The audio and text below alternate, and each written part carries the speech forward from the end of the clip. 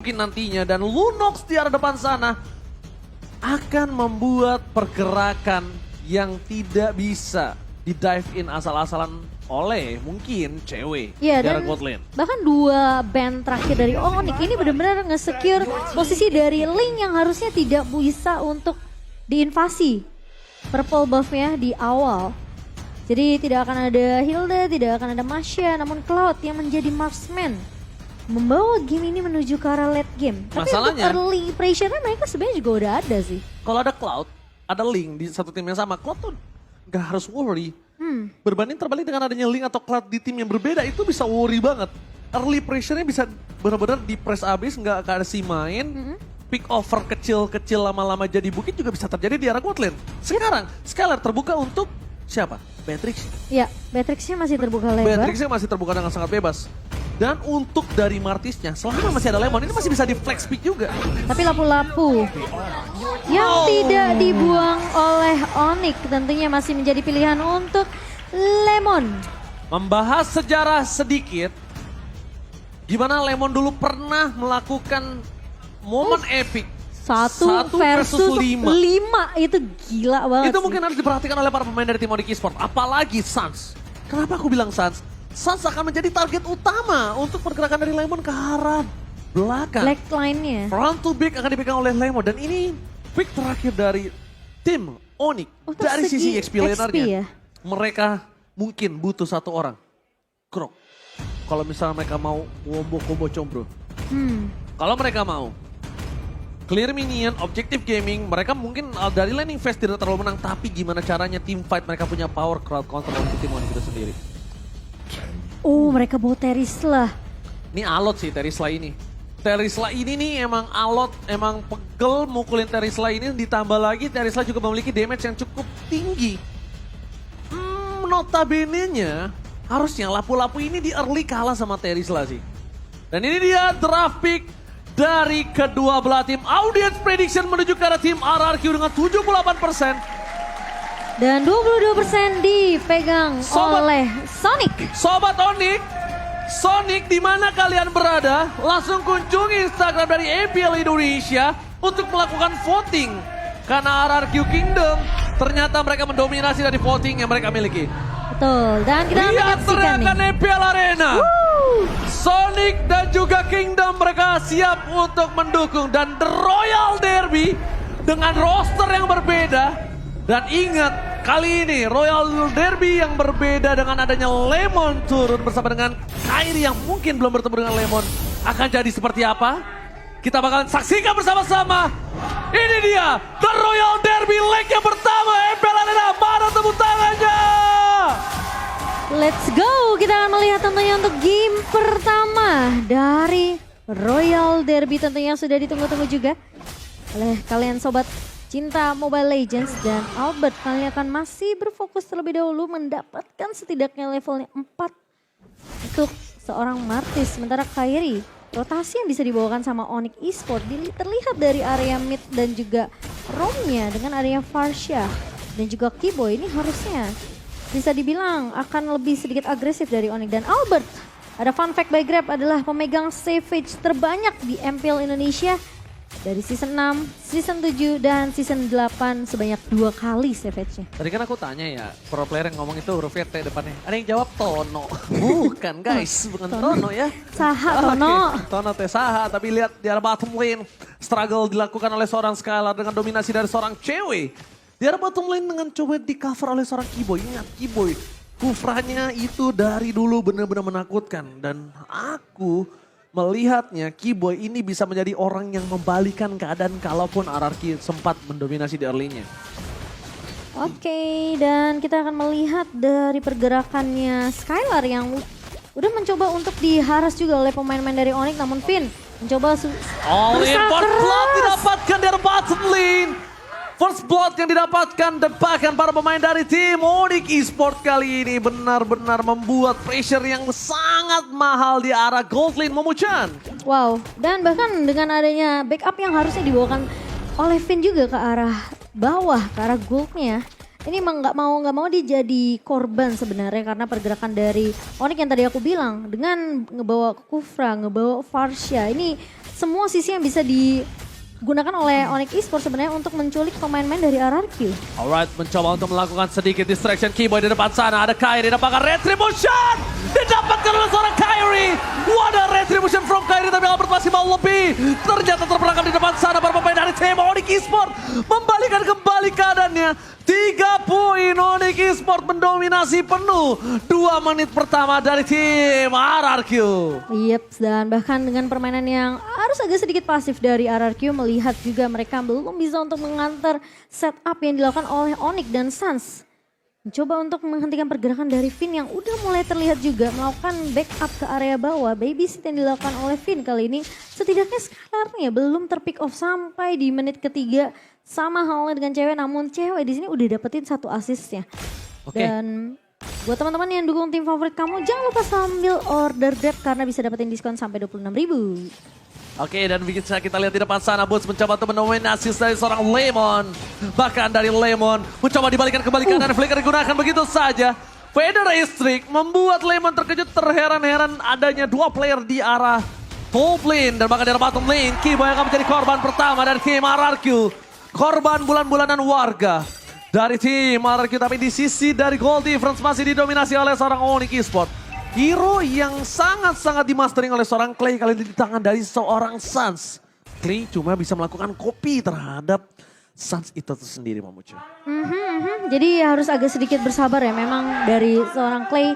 Karena posisi dengan IME yang sebenarnya ini dia juga agak sedikit kesulitan kalau memang mau nge-copy ke arah seorang Suns. Karena backup dari Keyboy ini bisa datang kapan aja, bisa datang dari area rumput mana aja, Ji. Alright, para pemain dari tim Onyx Esports kali ini mereka lebih bermain dengan agak cukup sedikit pasif. Karena mereka tidak mau terlalu memberikan pressure dan nanti akan terjadi blunder. Yang akhirnya goldnya jadi malah dipegang oleh tim RRQ. Dan sedangkan RRQ juga tidak mau main agresif. Karena mereka sadar mereka dalam keunggulan gold kali ini cukup impact membuat mereka team fight yang tidak adil. Ingat, Albert kali ini akankah dia kehilangan lagi dengan 1 buat turtle-nya? Kairi standby position, Olin telah dapatkan, Lemon menutup Suns. Bahkan para pemain dari tim Onyx Esports mereka coba fokus Retribution kembali di tangan oleh seorang Kairi. Again and again, tim fight yang sangat kuat dimiliki oleh tim Onyx Esports. Membalikan kembali keadaan dan bahkan Kairi double kill. 3 poin Israel, butas. MVP di tim fight 2 kali secara berturut-turut. Dan bahkan lihat, hanya Mirko yang menuju ke arah Onyx Esports dari segi prediction kali ini. Karena kalau kita ngeliat memang sebenarnya komposisi dari RRQ ini, mereka sebenarnya untuk tim fight berlima ini cukup kuat dengan adanya 1 buah inisiasi yang bisa dibuka sama seorang Finn dengan 1 buah Divine Judgment plus dia bawa Flicker. Dan bisa di follow up tentunya kalau Clay memang bisa ngedapetin IMU ke arah seorang Suns di sini. Lemon akan lebih ngincar ke arah backline. Tapi yang harus hati-hati ini adalah Flicker dari Boots. Alright, Flicker telah digunakan begitu saja untuk menghindari 1 battle rest dari seorang Keyboy sangat baik. Di sisi sebaliknya akan coba team fight tambahan. Tapi bukan itu masalah utamanya. Clear minion dan bahkan gerobak dari seorang gold laner. RRQ belum bisa didapatkan. Keyboy ada 1 buah konsel didapatkan, spray down dan all in terhadap seorang Skylar. Skylar still survive, mencoba membalikan kembali jatuh. What? Ditarik sama seorang Finn. Unpredicted move dari seorang Finn. Ternyata defense judgment-nya masih ada. Dan dia berhasil mendapatkan 1 buah defense judgment terhadap Kairi dan ter-shutdown. Bahkan Skylar pun tidak ter-take down. Albert mencoba untuk memberikan sedikit distraksi di arah bottom lane. Onyx Esports mereka tidak boleh bermain barbar seperti tadi lagi. Mereka sedang berada keuntungan 2.500 gold. Kalau mereka di take down dan shutdown terjadi kembali untuk Suns bahkan seorang mid laner ini bisa berbahaya. Dari tim RRQ bisa membalikan keadaan. Iya dan itu jadi mahal karena Skylarnya nggak jadi tumbang Ji. Dia Skylarnya menggunakan lagi-lagi. Flicker di momen yang tepat. Yes, benar banget. Skylar kali ini tidak ada di arah top lane. Adanya Lemon bersama dengan seorang cewek. Cewek akan coba melakukan push terhadap Lin di arah top lane. Lin yang jauh dari Turtle. 1 keuntungan yang memecah. Ini. Dia keberadaannya tidak terdeteksi. 2, dia bisa melakukan split push. Jadi itu hal yang cukup mahal untuk pergerakan dari seorang cewek. Di sisi depan sana Boots yang membuka Turtle terlebih dahulu. Golden Staff dan bikin dari seorang cewek. Tim dari Onyx Esports dengan 2.500 gold. Mampukah mereka memancing tim Fajar Turtle? Tapi nampaknya di reset kembali. Pancingan yang dibuka oleh tim Onyx Esports tidak disambut dengan manis oleh tim dari RRQ. Ya, ini yang perlu berhati-hati seperti yang aku bilang. Flicker Boots ini yang bisa cukup membalikan keadaan untuk pemain-pemain dari Onyx. Dan lihat, 4 pemain sudah mulai masuk. Keyboy datang ke area backline. Alright, bakal di all in menuju ke seorang Finn. Tapi retribution again. Perfect turtle didapatkan oleh tim dari Onyx Esports. Lemon terberangkat seorang diri sana menemani. Para pemain dari tim RRQ mereka 3 kali secara berturut-turut gagal mendapatkan turtle. Kalah dalam tim fight turtle. Dan Onyx Esports mendominasi dengan 4.000 gold. Dan bahkan lihat perbobobnya didominasi oleh tim dari Onyx Esports. RRQ nggak punya kesempatan untuk bisa bahkan masuk ke dalam jungle-nya dia sendiri, Momochan. Ditutup aksesnya dan bahkan invasi yang dilakukan oleh pemain-pemain Onyx. Mereka berhasil untuk ngedapetin semua objektif yang harusnya. Ini sampai saat ini tuh RRQ di menit ke-8 mereka masih butuh untuk ngedapetin lebih dari segi networknya dan bahkan dari segi item. All in Keyboy! Terus legar! Dapat head 2! 2 poin kill didapatkan, bahkan Albert terperangkap di depan sana tidak ada yang bisa bermani. Apakah Kairi mau coba diving ke dalam? Keyboy! Freestyle dulu bos! Kali ini membuat dirinya dan recall tas! Original Keyboy kali ini. Bermain dengan luar biasa, Lemon bahkan gak bisa masuk lebih dalam lagi. Onyx Esports, mereka mendominasi dengan 6.000 gold yang telah dimiliki. Dan lihat di kamera, coachnya tertawa. Onyx ada diumpetin di dalam satu buah bangku. Iya, dan bahkan kalau kita ngelihat juga pergerakan dari Suns di sini yang agak sedikit sulit dijangkau oleh pemain-pemain dari RRQ. Dan lagi-lagi, kalau kita ngomongin masalah flicker, inisiasi dari Onyx ini yang cukup perlu diwaspadai oleh pemain-pemain dari RRQ karena bisa datang dari Boots, bisa datang juga dari seorang Keyboy. Lagi-lagi mereka harus benar-benar memprediksi apa yang akan dilakukan sama Onyx selama beberapa step ke depan. Terlihat mungkin Keyboy yang jarang kelihatan di area mapnya dan bahkan kalau kita ngelihat setiap rerumputan yang dilewati sama RRQ ini mereka harus cek terlebih dahulu. Mereka nggak bisa asal lewat begitu saja. Dan bahkan dari RRQ mereka harus agak sedikit bersabar tentunya di menit yang ke-9 di mana 6.000 net worth perbedaan dari kedua belah tim. Di sini agak sedikit tertahan untuk dari segi item juga dari seorang Skylar. Blade of Despair bersama dengan ada satu buah Fury Hammer dan juga ada satu item attack penetration dari Malefic Roar. Sementara dari Cloud ini udah enak banget, dia udah dapetin 2 item attack speed, Demon Hunter Sword dan juga adanya Golden Staff.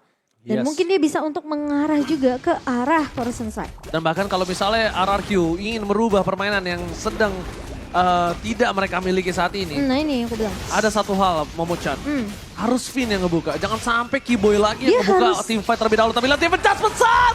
Shutdown didapatkan. Keyboy dapat 2 ada planting duel from cewek.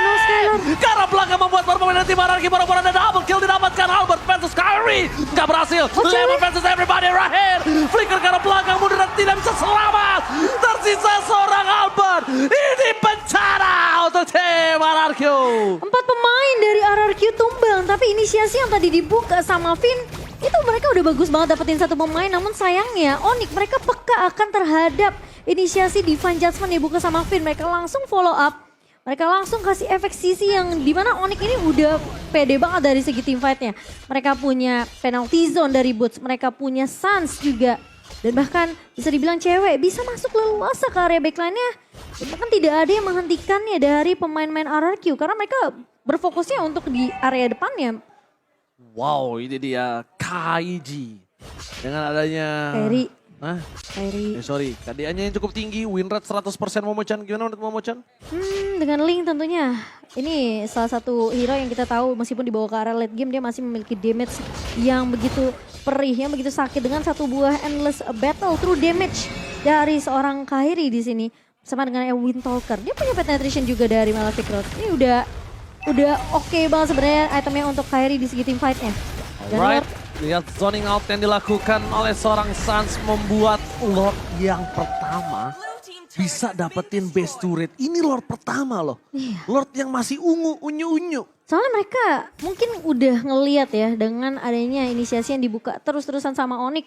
ketika punya flicker, Keyboy bisa maju dengan satu buah Tyrant Rage juga dikombokan dengan flickernya.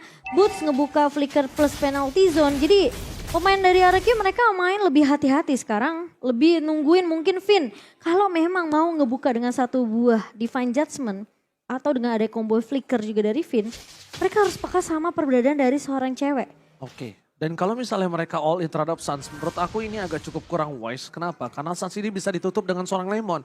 Ada baiknya mereka itu all in terhadap seorang cewek. Iya, itu yang Yang aku dari bilang. tadi memberikan damage DPS yang sangat-sangat tinggi. Walaupun dia belum dapetin point kill ya, catatannya. Tapi dia yang dari tadi memberikan damage per second yang cukup banyak hingga Onyx Esports bisa dapetin 13 point kill. 6 assist, hampir 50% kill participation. Iya, dan apalagi kalau misalnya RRQ mereka posisi team fight-nya ini nempel satu sama lain, itu udah enak banget sebenarnya buat Boots untuk mengeluarkan penalty zone ya. Tapi Albert harus Oke. berhati-hati. Albert berada di garis depan tapi nampaknya Albert harus merelakan sakit sedikit banget parkour tuh. move yang dia miliki. Finn, what are you doing? Lihat, kali ini Finn dengan flicker yang telah dikeluarkan tidak berhasil mendapatkan apapun. Gagal total untuk mencoba untuk mempick off cewek yang memiliki satu buah Purify Gaming. Dan bahkan dia dengan sangat cepat untuk mundur ke arah belakang. Ternyata bukan cewek yang terbaiting, tapi malah Finn yang masuk dalam baiting Onyx Esports. 10.000 gold difference, menit ke-13. Team fight di arah World yang kedua, ini akan tidak adil total. Harusnya dimenangin oleh tim Onyx Esports. Beda goldnya sih udah terpantau jauh banget di Dua menit digit ke-13. sih, Mo. Iya 10.000. Dan digit. Albert kali ini harus bener-bener bisa dapetin retribution ke area Lordnya. Setidaknya itu bakal buying time lagi buat RRQ. Cari cara gimana mereka bisa nyentuh ke arah seorang cewek. Alright. Tapi Turtle kali ini tidak pernah ada kontes untuk beberapa waktu ya. Iya dan Tidak ada Lord pun, kontes dengan ada 10.000 gold difference Momo-chan. iya Lordnya agak sedikit beresiko memang dari RRQ kalau mereka mau coba untuk melakukan kontes. Karena udah terpantau cukup jauh ke Airi.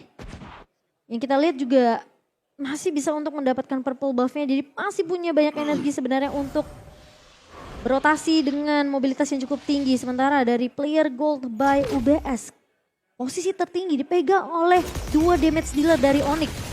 Dan lari ini Lord yang bakal coba ditarik ulur. Oke, Federer setelah dikeluarkan. Lemon, fans everybody kasih tempat tapi lihat.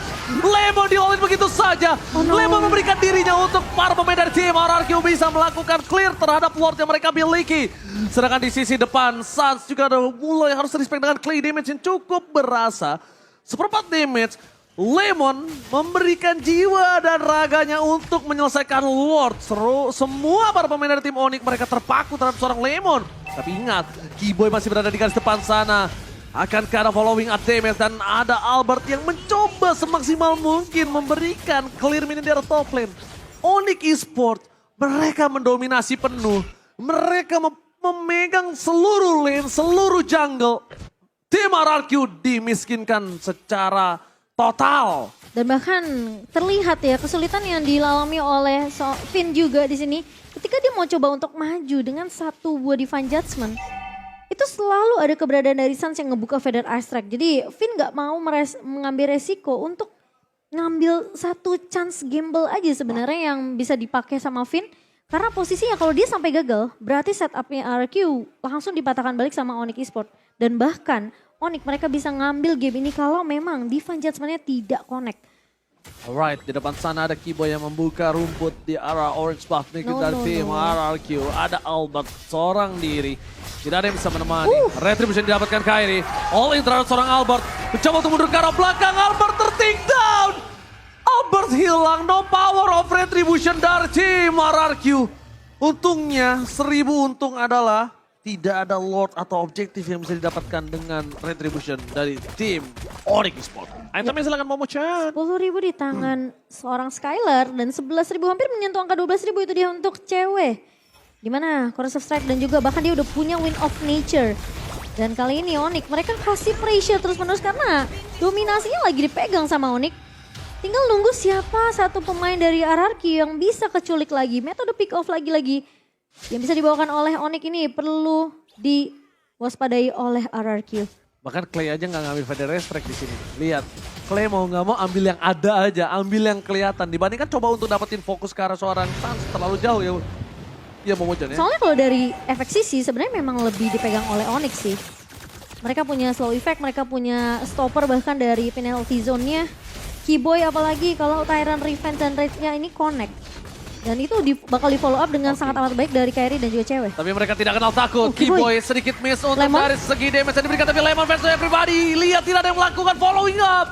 Tidak ada yang bisa memfollowing up Lemon. Clay mencoba untuk memberikan sedikit vision. Ada Sans di depan sana. Para pemain dari tim Onyx Esports. Mampukah mereka mempertahankan waktu mereka miliki? Damage sakit terlalu banget. besar. Tapi ternyata Kairi lebih sakit. Decimated shot point. Albert mencoba untuk bertahan di depan sana. Masih ada Immortality. Retribution setelah dikeluarkan bersama Tempest Somblit.